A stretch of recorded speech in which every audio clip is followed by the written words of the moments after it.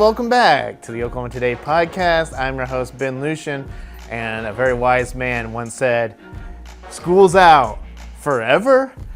I'm sure that's exactly what the students of the Edmond Territorial Schoolhouse thought in 1899 when it was put out of commission as a place of education, seemingly forever. But the students, they were wrong about that because the Edmond Historical Society recently reopened the schoolhouse for one day, a mock school day for adults. It was a lot of fun. I got to go back in time and experience life under the thumb of a school marm, and we'll get to see that in just a second. But first, a friendly reminder to please hit that subscribe button if you haven't done so already. If you're a fan of Oklahoma travel, history, or culture, well, this is the place for you. So with that out of the way, ding, ding, ding. Oh, it's time for school to start. Let's go ahead and see it. All right. And where are we today? We are in the 1889 Territorial Schoolhouse in Edmond. Yes. So this was where kids would go to school back in the territorial days, right? Yes. Yes. And today, what's the activity today? What's We're learning history. What is a covered wagon or a schooner? We're doing penmanship. We're going to do some corn husking. As well as math on the slates and reading from the McGuffey readers. Yes. How long was this schoolhouse in use as a schoolhouse? 10 years. So opened in 1889 and closed in 1899. Yes. And I guess, so what's the history of it? At some point it was not a schoolhouse, and now it's been acquired by the Edmond Historical Society. Is that right? Yes, so it became a private residence after it was a schoolhouse, and then the Sanders family purchased it and opened a camera shop in the front, and then they lived in the back and added on a loft that they lived in. And then it was sat empty for a while, and the Edmond Historic Preservation Trust and the City of Edmond acquired the building and remodeled it and uncovered original chalkboards, original features that let them know that this was the first schoolhouse in Oklahoma Territory, first public schoolhouse. Yes, and today we are sort of recreating a school session, but for adults, right? Yes. Yes. Yes. All right, scholars. My name is Miss Clymer, and I'm going to be your school marm today. It is August 25th, 1889. Welcome to school. Now, the first thing that we're going to do is learn a few of our manners that we might need to know. So you will address me as Miss Clymer because I am the school teacher. And we will be using the 3-bell signal to stand up today. So when I ring the bell one time, you're going to turn towards the aisle.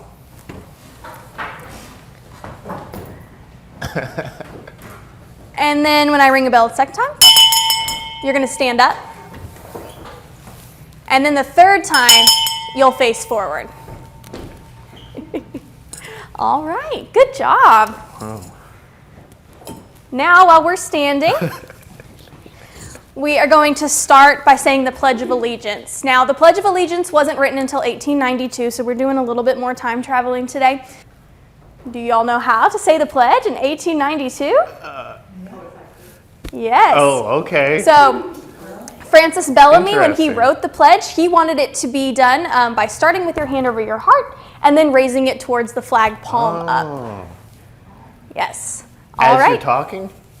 Like, I pledge allegiance? His goal was to say, I pledge allegiance to my flag, and then you reference to the flag. I see. But most people just start with their hand, and then we start saying the pledge.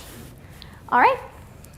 I pledge allegiance to my flag and to the republic for which it stands, one nation, indivisible, with liberty and justice for all. What's different about this pledge than the one? Yeah. There is no under God. That wasn't added until 1954 under President Eisenhower.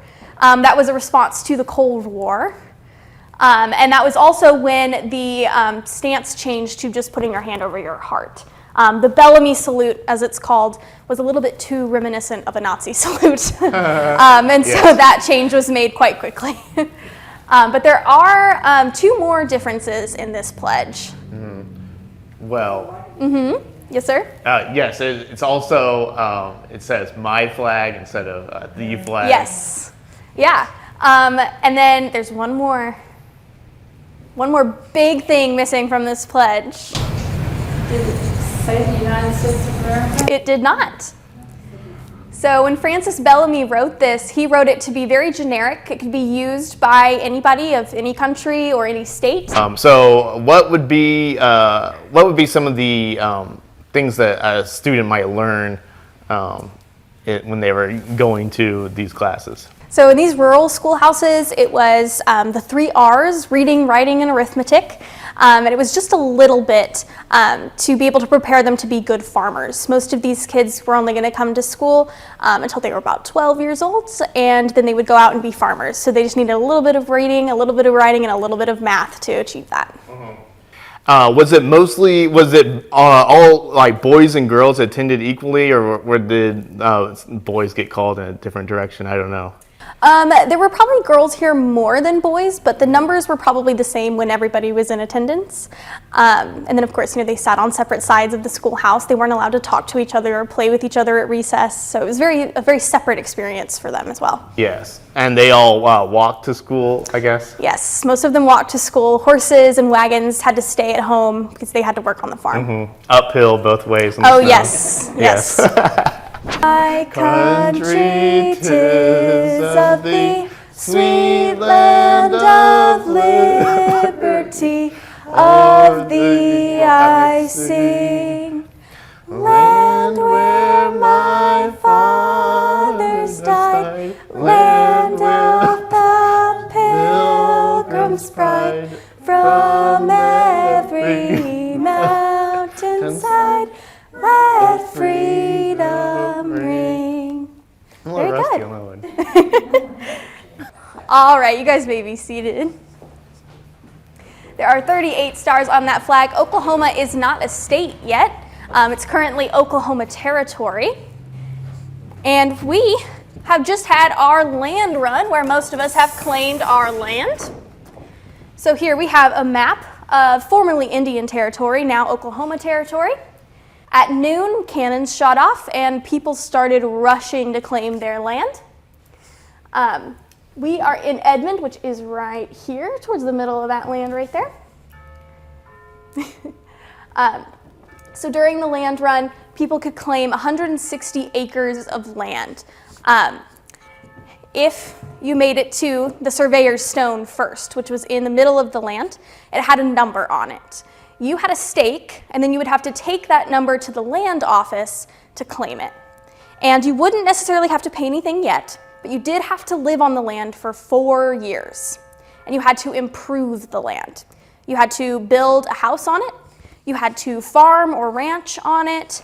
And then after about 4 years, the government would come and assess whether you had improved the land sufficiently. If you had improved the land, you got to start paying taxes on it. Then after you claimed your land and you got everything out of your covered wagon, you would have to have some place to live. And so that could be a sod house or a dugout. Does anybody know what those might be? So I have a photo here of a man who is cutting and loading sod into his wagon. If they were very lucky, they would have a hill on their land. Yes. And they could dig into the side of that hill and carve it out, and that would be a dugout. Which, if you're living on one side of the hill and you're coming up the other side. They all look kind of tired. Yes. How did they cut the sod? What did they use? Just with farming tools, really anything that they could. And you wanted to keep the grass roots intact as much as you could. Right. And that's what you would do. You would have to sweep inside of your sod house or your dugout, which is a never-ending task because it's made out of dirt. But what you would be doing is trying to sweep those critters off the walls and off the floor. So you'd be sweeping the ceiling and the walls, more so than the floor. And you also would not spend much time inside. It was very hot here, like we know. And so being inside would just kind of suffocate you a little bit. There also just wasn't a lot of room. So typically women and children would sleep inside, would have to find something to eat. And the land run being in April and people not getting settled really until May, it was too late in the season to plant anything that was going to provide like a great crop.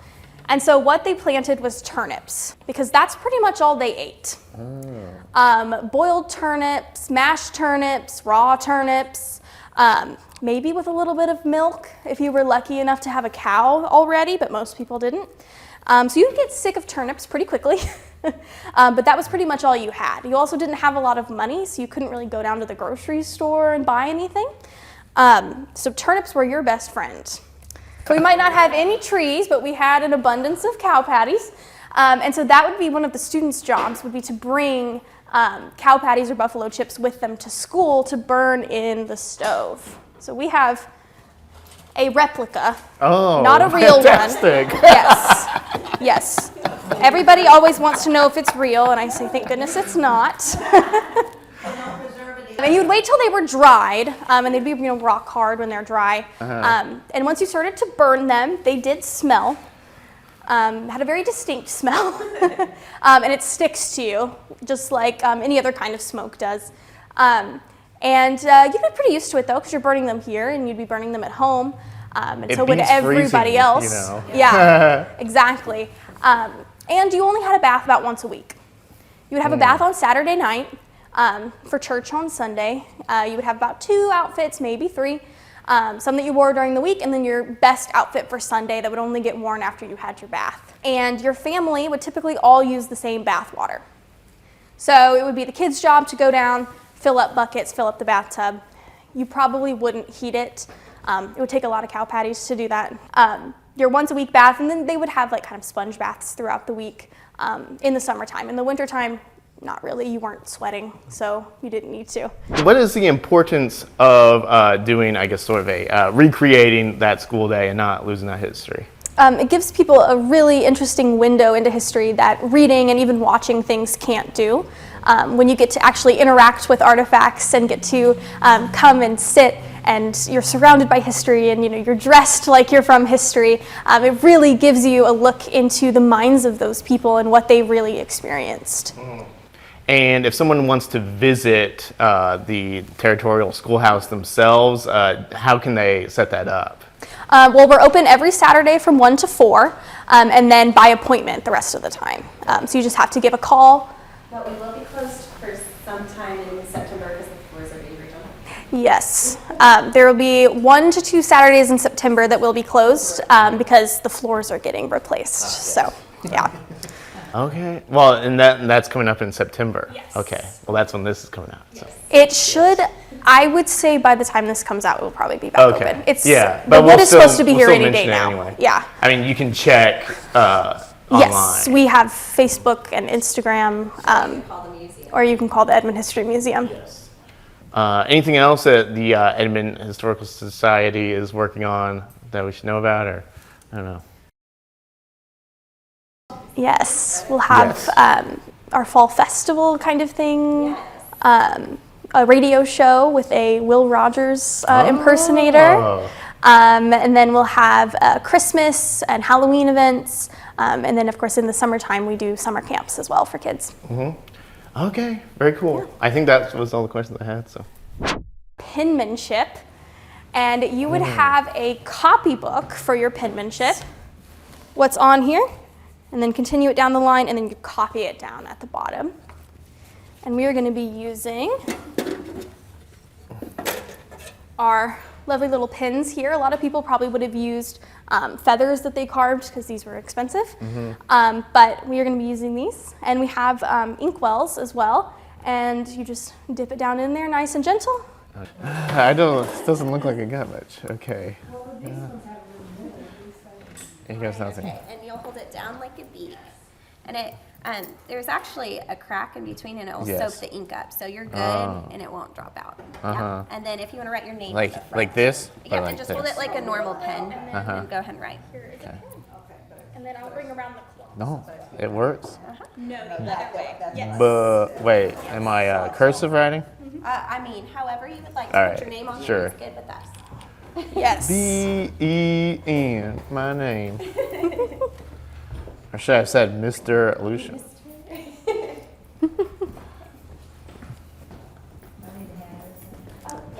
Oh, wait. blotting cloth for you. Trace and then copy. I can't erase, you're right. But I have an important message. Yeah. I'm going to... Yeah, so I would go ahead and dip it all the way down. Yep, and then on the side you might need to tap it maybe once or twice.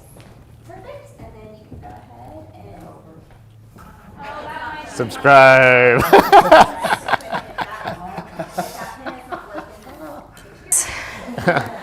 You Oh, will. boy. Yes.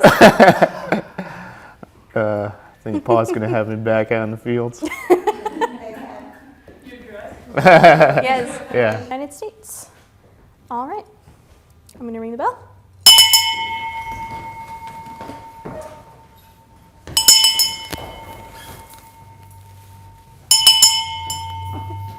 Very good. All right, we're going to come up to these benches and we're going to read as a group from. All right, we are going to start by holding the books towards the sides here and up so that you can project your voice over the cover so that the teacher can hear you. All right, and we'll begin reading. Once when there was a famine, a rich baker sent for 20 of the poorest children in the town and said to them, "In this basket there is a loaf for each of you. Take it and come back to me every day at this hour till God sends us better times." Our handy dandy trash can. Okay, so out like this? Yes. Or, yes. So I am basically the faucet for the sink. It is cold water. Yes. And let's see, turn it around a couple times here. Yep. All right. Now I'm going to lather it up. Yes, as best you can. Okay, I think I'm ready. There you go. It does like to stick onto your hands. You Yes, need a I'll little get bit one more. more. Yeah. Yeah. Okay. And then there's our newfangled paper towels. You don't have, when is the air dryer going to be invented? Right. I'm a little far from that one. And then sometimes the teacher would draw a circle on the board, above where your nose is, and you had to stand on your tippy toes with your nose on the board. And then you also had the one-legged stool. And so you had to sit with your knees together and your feet together and your back straight. And then you had to continue doing your work while sitting on the stool. So Okay. yes. Yeah, okay. So what do I do? You just you sit, and then you would put your knees, make sure your knees are together and your feet are together. Okay. Gives you quite the core workout. Yeah. And then your back has to be straight as well. Okay. And then I can hand you a slate and some soapstone if you would like to do your work. Yes, yeah. Mr. Luschen, Yes. I'm going to need you to put your whirligig away, Miss Clymer, and you're going to have to come sit on our one-legged stool. the one-legged stool. The one-legged stool, I think. I hate the one-legged stool. Well, it is our best form of encouragement for you to act better. So I think I will grab your slate for you if you would like to go and get situated on our stool up there. I'll get situated on the one-legged stool. Yes. Something. You are, but you have to be sitting on Oh, the wow. stool. You have to. Because it's slick. Yeah. So use your muscles. You got it? You did sign that. Yes. That waiver. Yeah. I did sign the waiver. So if you put your knees together and your feet together, do you think you can, and then try to Yes. sit with your back straight. There you go. You're getting there. There we And you go. can do your math problems. Oi. Math problems? How about how many stars are on the Yes. flag? Miss Clymer. 3. No back steps. 3 times 7 equals 21. Very good, Mr. Luschen. Now you've got about 20 more problems that you need to do Actually, before you can go back to your desk. My pa says I have to go now. Your pa did not tell me that. And if your pa saw you coming down the road early, I think he might deal with you a little bit harsher than our one-legged stool. Pa!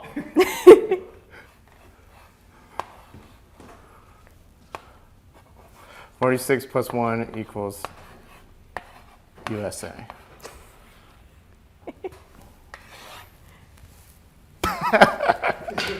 All right.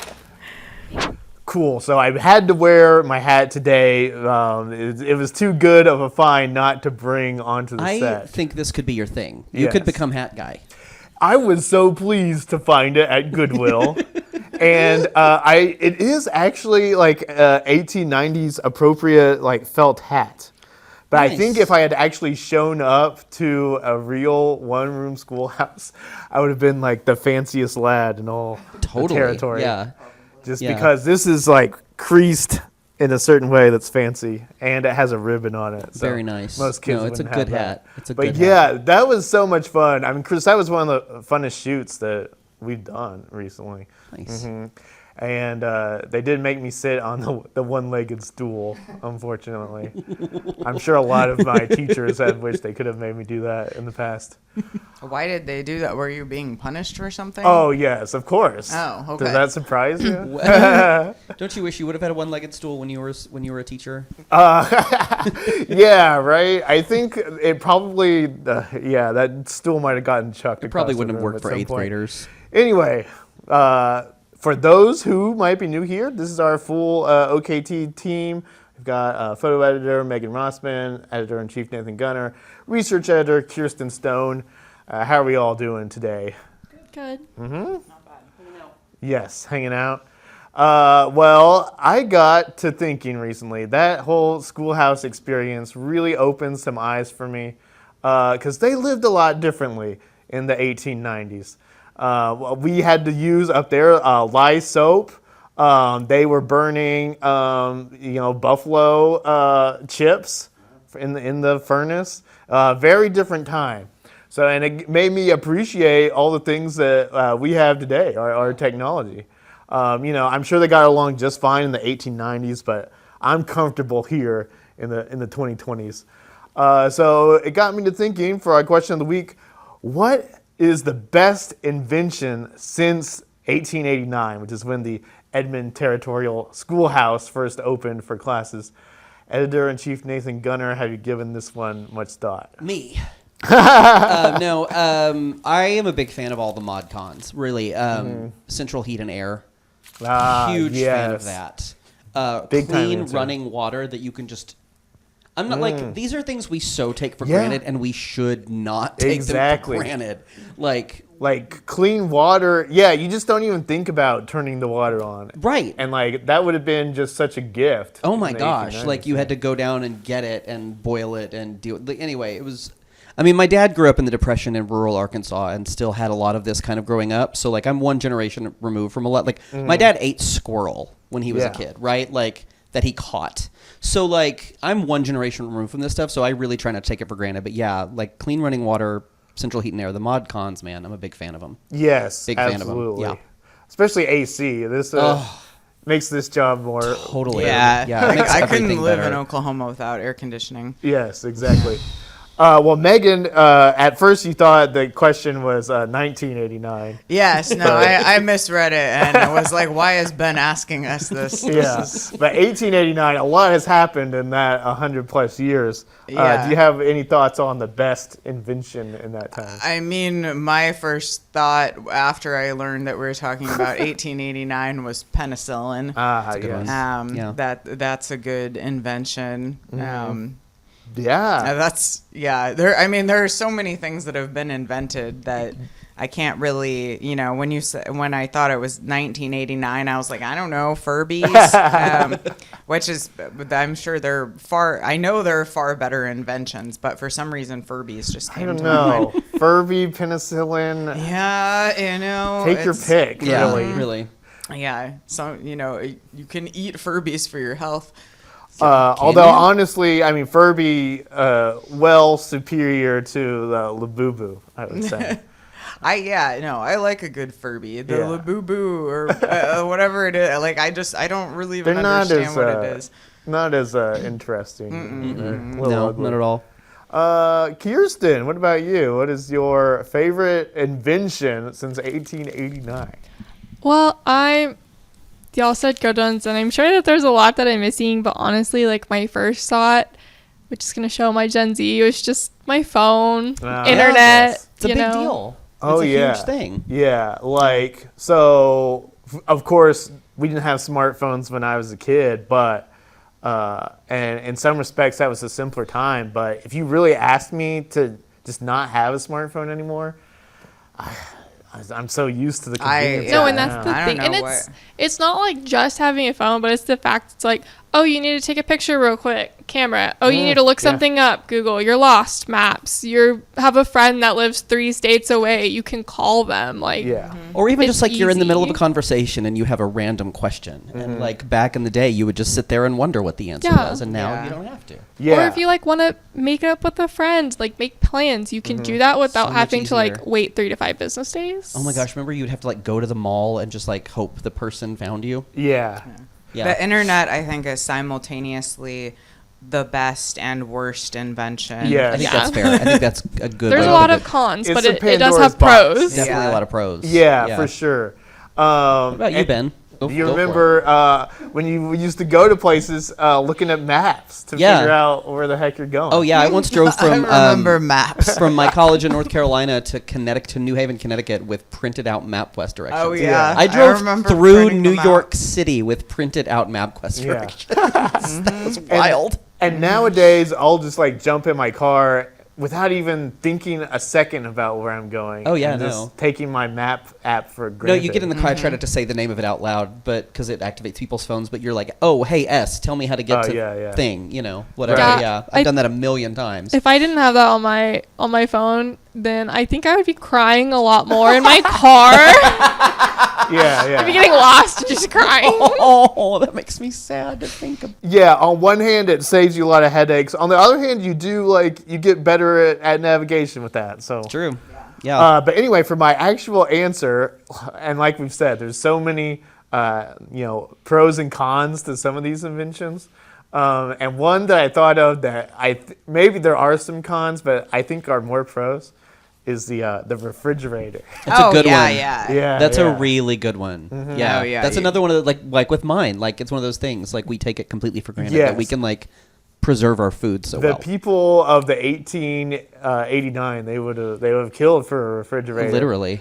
Like, if there was a downside to it, I guess maybe it led to like a little more food waste, but it is what it is.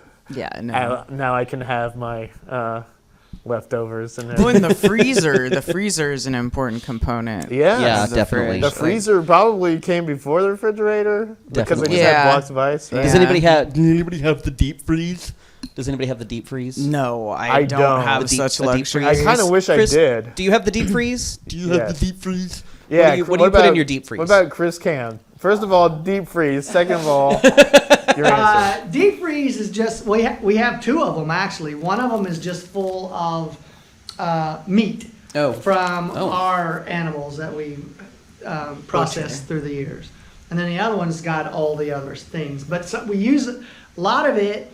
It's got like flour and things like that in Oh, it that's to smart. keep the moths from getting in. Yeah, that's really So, smart. Yeah, so some of that stuff. So part of our upright deep freeze is actually like just a pantry. sort of. Nice. Okay. but- That's a really good idea. Yeah. But do you have an answer to the Yeah, question? so other I than mean, the first one was electricity, Yeah. and then air conditioning, Right. And then you did refrigeration, Yeah. And so, honestly, recorded music. Great. I thought about that. That's a really good Wow. answer. Yeah, that's You know, good. I mean- Yeah, brilliant. They did not have that in 1889. No, they did not. So when that came along, and then you had the phonographs and all that Mm-hmm. stuff, and then it progressed, and now we're back to everyone's got records again and Yeah. all that stuff. But I don't know. I just started thinking about simple joys that and then I started thinking about what is it you miss the most when the power goes out? You know, when your power. Yeah. What is it? And we're on a well. Television. Oh, Yeah. yeah. So I miss flushing toilets when the power goes out. You know, I almost said You indoor know? plumbing too. Yeah. Yeah. Wait, you Yeah. can't flush a toilet Well, if you. we got a water tank, our Well, well, and once yes. it goes empty, then there's no power to fill it back It up. won't refill at all. Because, If like, you- at my parents' house, someone did that. We'd have to have the bathtub filled with water, and you'd have to, like, scoop the water and, like, refill the top of it. They have to do that at my brother's house. They fill the bathtub when Yeah. the power goes out. Yeah, Yep. yeah. Yeah. So Wild. Yes. It's life with a well. Yeah. Wow. It is different. Yeah, no, that's what I always wonder about those fancy Japanese toilets. Like, You know, what happens when the power goes out with those? Can you still flush them? I'm not sure I'm familiar with what you're talking about. Are you talking about bidets? Well, they have a bidet. They're like the ones that they make music, and they're like, they warm and they make sounds, and they have the bidet, you know. And Wow, I need to see this toilet. Maybe It sounds very. I just am not convinced every technology needs to be electronified. No, the Japanese toilets are wonderful. Like until the power goes out. Well, that's what I wonder. I'm like, does it just function normally through gravity? Like, I just don't want to find out the hard way. That's all I'm saying. Yeah. Like, okay. I'm gonna have to Google Japanese. Yeah, we might need to look that up and maybe put that in the show. I mean, somewhere. yeah. Wow, what a discussion. Chris, your answer was recorded music and like vinyl, like records. Like that technology is still so amazing to me. Like how it works. Like in movies, you'll see advanced civilizations use like crystal technology, and like that doesn't even make sense. But like that's the closest we have to it, because it's just like grooves in this wax that makes the perfect sound. That's incredible. I don't know how it works. It's really cool. I saw a YouTube video the other day of someone using an Edison scope to make a wax cylinder to record, and there were like people right there singing. There was like an a cappella group, and they sang into the thing, and then the guy took the wax cylinder off and played it, and the same sound came back out. It was really cool. Yes. Yeah. Wow. Very cool. There's been a lot of amazing technology. Yeah, there has. In the last 100 years. Oklahoma Today, my other favorite. Oh invention yeah, since that's 1889. another good one. How many years of Oklahoma Today? It'll be 70 in January. 70 years old. Wow. Yep. Look at us. We're having a birthday party. Stay tuned. We'll give you some details. We coming up. are, yes. All right. Well, leave your favorite invention of the last 100 years in the comments, or I guess last over 100 years. And we're going to have a mid-show ad break and then podvents, so don't go away. In Oklahoma, arts play an essential role in bringing communities together, enhancing quality of life for Oklahomans, and positively impacting our economy. The Oklahoma Visual Arts Coalition is a nonprofit that helps develop the Oklahoma visual arts community through education, promotion, connection, and funding. Since 1988, OVAC has worked closely with Oklahoma artists, educators, organizations, and communities to ensure visibility and opportunity while promoting public interest in the arts across the state. To learn more about how the Oklahoma Visual Arts Coalition supports artists and to personally contribute to a growing Oklahoma arts scene, visit ovac-ok.org or follow OVAC on Instagram, Facebook, and Blue Sky.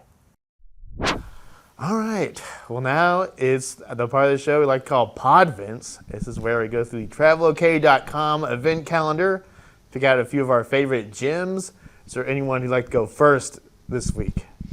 I'll go. Megan has volunteered. Megan has a really interesting event. So. I do have an interesting event. It is a Guatemalan worry doll crafting class that is happening on Saturday, September 20th at the Hardesty Regional Library in Tulsa. And worry dolls, if you're not familiar with them, they're these little dolls that are made like little teeny tiny dolls. And they're made out of wire and colorful string, and they are like Mayan in origin, and so kids stick them underneath their pillows when they tell their worries to the dolls and put them under their pillows when they sleep, and then your worries are supposed to be gone in the morning. So they're a positive thing. I wasn't sure if they were going to be positive or negative. I had lots of worry dolls as a child because people would give them to me. I don't know if I was worried or when I was a kid, the girl that lived next door to me, we were the same age, and they had a really cool set of them in their house, and she got me to believe that they like walk around at night. They like come to life at night and walk around, and I believed it for years. Oh, like I would say hello to them when I went to her house because I wanted to be respectful.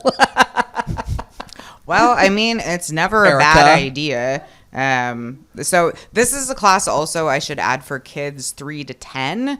But if you're an adult and you show up, they'll probably just let you make some worry dolls. So I wouldn't worry too much about it. Save that for the dolls. Yeah, let them worry. If you're worried about that, just let your doll know. Yeah. And also, so if you want more information, I suggest going to tulsalibrary.org and clicking on the events section, and you can see all sorts of events for the Tulsa Regional Library System. including this one. And it sounds like it's going to be a lot of fun. So Sounds cool. That does sound cool. I wasn't actually that familiar with worry dolls. So. Oh yeah, no, they were really popular for some reason when I was in elementary school. Like it was, I remember this. yeah, you could buy them at like Pier 1 Imports. Like they were just, they were cute and fun to play with. So it was, yeah. Interesting. Well, now we never worry at all. So No, we never worry. Never. We never worry. I never I have. don't worry about anything. I don't know what it feels like. yes. Kirsten, what's your podvent? Hi. So I actually have a joke to start with. Oh, okay. And you are all required to laugh at my joke. Okay. Just a heads up. So let me open that first. Anywho, so how do you fix a broken pumpkin? How do you fix a broken pumpkin with a mallet, a hammer? No, with a pumpkin patch. Oh, hilarious. There we go. Yeah. Anywho, just a little Sorry, I'm fun. clinically simple. So your That's really funny. podvent must be about pumpkin patches? Yes. So mine is the Parkhurst Pumpkin Patch in Arcadia. Their opening day is going to be September 19th because their season will be open September 19th all the way through November 9th. They've got several events in between there, which you can find on their website at parkhurstranch.com. And that is Parkhurst, for those who don't know how to spell Parkhurst. But throughout the season, there's going to be hay wagon rides, hay bale maze, a corn maze, pony rides, a petting zoo, some campfires. You can go and pick your own pumpkin. I believe you can also go and gather like your own pecans and take like bags of pecans home. I might be wrong. I know you can pick pumpkins, but they've got plenty of fall activities to go. Take your family, take your kids, take your friends, take whoever, take yourself, and go and enjoy the pumpkin patch for the fall season because it's Take that your worry time. dolls. Yes. Yeah, you can take your worry doll Yeah. and go to the pumpkin patch. That's fun. You won't need your worry doll because the Parkhurst pumpkin patch is That's true. a It's so worry-free relaxing and environment. wonderful. Yes, and That- they, according to their Facebook page, they have several new things coming. They have not said as of this time what the new things are yet, but I saw something. They're building something, so they're bringing new things in this year. Okay. We see you, Parkhurst pumpkin patch. It's So if you, pumpkin season. You have a pumpkin energy drink. I do. I have the pumpkin Alani right now. Wow. So Nice. What do we think about? I saw all the pumpkin spice things coming in the last week of August. It Is has that happened. too early? No, it's here. It has arrived. Uh-huh. Yeah. I think it's fine. I did all my fall stuff September 1st because that's when I set up for fall. So I did go get a PSL and set up my fall decorations. Nice. I mean, yeah, I think I'm a big fan of pumpkin flavor, so anytime it's around. It's I'll a take good time of advantage year of for that. you then. Yes, and the Parkhurst pumpkin patch, I mean, one of the most popular pumpkin patches. Mm-hmm. I don't know how much alliteration I'm gonna tag in Popular those. pumpkin patches. Nathan, what is your podvent? Well, before we move too far into fall produce, I want to give one final little blush of fame to one of my favorite pieces of Oklahoma produce for the summer, which is the sand plum. Oh, yes, I wrote yes. a few years ago. I wrote an essay for the magazine about sand plums, and Lori Duckworth and I, our photographer at the time, went to northwestern Oklahoma to a place I'm not allowed to say where we went. Sorry. It's kind of like fishing. Like once people find a place to find sand plums, they don't want anybody to know about it. Right. Like it's very secretive. So I'm not allowed to say where we went, but we made sand plum jelly. And that issue, I don't remember which issue that was, but if you look in our archives on our website, you can find it. So it's about the sand plum. It's the Laverne Sand Plum Festival. Is Saturday, September 20th from 4:30 to 7:30. It's kind of all up and down. First of all, I found out researching this story, and I should have known this before. Downtown Laverne is on the National Register of Historic Places. The architecture really? is considered, it's called Prairie Commerce Architecture. It's considered a really good example of Prairie Commerce architecture. So it's worth seeing just for that. But all of downtown will kind of be part of this festival. All up and down Jane Giroux Boulevard, because Laverne is the home of Jane Giroux, former Miss America and television broadcaster in Oklahoma. Sand Plum Central will be at the downtown Pocket Park there in Laverne. There will be shopping. There will be kids' games. There will be live music and food vendors. It will also, and also they'll just have tons of sand plums and all kinds of sand plum products that you can peruse. Yeah. My favorite is sand plum jelly. It's very good Yes. and very easy to make. So yeah, that's 4:30 to 7:30 p.m. It's the 4th annual Laverne Sand Plum Festival on September 20th. So go to Laverne. I like the times too. I like that it's 4:30 to 7:30 because it's late enough in the day you can get there. Yes. From anywhere in Oklahoma, and it ends early enough that you can get somewhere to sleep it off, off all that sand plum love. And Yeah. I'm a big fan of sand plum They're jelly. wonderful. Yeah. There's I'll make you some. Please It's do. so good. It's so good. I've actually not been to Laverne though, so I need to put that on my list. You need to go see their historic downtown. Yeah. Yeah. Yeah. Okay. Especially now that I know it's official. Yeah. Oh, sorry. And the website, if you want more information, is laverneok.org. Right there on the homepage, there's a button that says upcoming events. You just click that. Well, very nice. Yeah. Well, I have a podvent. What is it? Transition. Okay. So right now, as we speak, I have a pot of chicken tikka masala, just slow cooking. Yes. Great. What time's dinner? It's We're coming over at what time for dinner? You're not. It depends. Maybe I'll bring some tomorrow. We'll Okay, see. Maybe. Anyway, Indian food might be my favorite international cuisine. It's right up there for me, at least. And I like to try and attempt to recreate these dishes at home, even though I know like all my attempts fall painfully short, which is exactly why the Indian Food and Art Festival coming up in Oklahoma City this Sunday is exactly the place I need to be. This is a free, family-friendly event where they're going to have all sorts of authentic food, clothing, and jewelry there. There's going to be a lot of performances out on it's at Scissortail Park is where they're having it. And there's going to be a lot of performances out there on that stage, a lot of dancing, everything from sort of like traditional folk and temple dances all the way to the Bollywood, the big colorful Bollywood stuff, which you don't want to miss that for sure. Also, they are going to do sari and turban tying, and also henna art, and additionally also Indian cooking demonstrations. So it's the perfect place for me, really. So yeah, that's the Indian Food and Art Festival, 11 a.m. to 9 p.m. this Sunday at Scissortail Park. It is free to attend, and more information can be found at iaok.org. You know how it's a big meme that's like, this thing would kill a Victorian child? Yeah. I think the spicy biryani from the Indian place across from my apartment would definitely take out an 1890s territorial school child. I was going to ask you if you had a favorite Indian place in town, because I don't at the moment, and I would like to know. It's not only Indian food, but Okay. I mean, and it's a lot of people's favorite, but Sheesh Mahal. Yeah, that's close to my house. It's really great. Yeah. Yeah. I have never eaten there. I should. Really? We should go. yeah. Let's go for lunch. Yeah. Yeah. Well, yeah, we need Not to go to today because Azteca it's 3, too. but yeah. Uh-huh. Yeah. Yeah. Oh, yeah, I went to Azteca, Azteca you this did? weekend. You did? Yes. Oh, I did. I have to write about it. I have to go there for work purposes. Oh, I'll go with you. I have to go. Yeah, I know. Okay. You said you would. Anytime. You tell Okay, me when you want to okay. go. I live like 4 seconds away from it. We'll get it arranged. Well, maybe we can do Sheesh Mahal and Azteca back to back. Sounds Yeah, good. that would kill a current Yeah, human being. That would That's kill a really good full-grown food, but adult that's a of lot. modern times. Yeah. Sounds healthy. Yes.